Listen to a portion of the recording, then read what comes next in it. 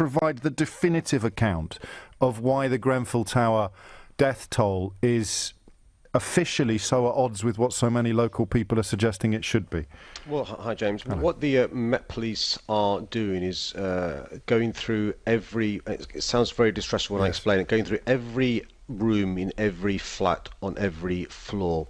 Above a certain level, and this will be distressing to your listeners, but all that's left is ash and soot. And so there's more than 300 officers on site, a forensic team as well. They've also now got expertise from those involved in 9/11.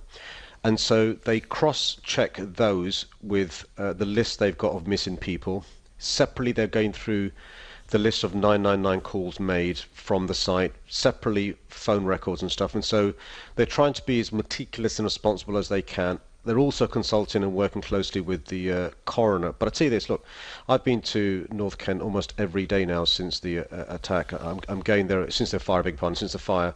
I'm attending another funeral today, and every time I go there, one of the first things residents say to me is their disbelief that the figure is 79, 80, as high as that is, biggest loss of life in peacetime in our country. And their concerns are borne by the fact that they don't have confidence in the council, national government, and officialdom generally. And I understand completely their not having confidence in the authorities. And what I've said to the Prime Minister every task force meeting I go to, and said to the police every meeting I attend, is you've got to make sure you're as transparent as possible as soon as possible, because it does nobody any good if the residents in that area and the public lack confidence in those in positions of power and influence.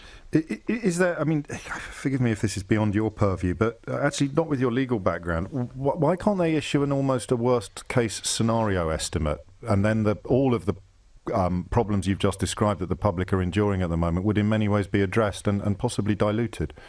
Well, what they've got to go on is various lists. So the obvious list to go on is the list the council holds and those in the electoral register. But let me give you a couple of examples. And this is one of the reasons why I spoke directly to the public and got an assurance from the Home Sec and the Prime Minister to give us this guarantee.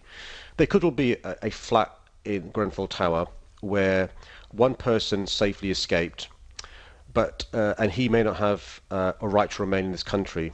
But there may have been 9, 10, 11 people in that flat who didn't escape. And this one person is frightened to come forward because he or she's worried they could be deported if they came forward. And my message to him or her, if this person is listening, is look, the government's not giving the insurance, no action is going to be taken against you, please come forward. But secondly, James, there may be another flat where the person was subletting and maybe in breach of some rules to a big family, and that person is scared to come forward because he or she's worried about being prosecuted. And my message to everyone is, look, I've got an assurance now from the government, no action will be taken against you if you think, rightly or wrongly, you've done something wrong. And that's one of the reasons why, James, the local community who know this tower much better than I do or you do, are asking these questions. And that's why the police are doing their best. I mean, they're relying upon, I mean, they genuinely are, James. I mean, I'd say if they weren't, they're going through various lists, going through phone records, speaking to people who are neighbours.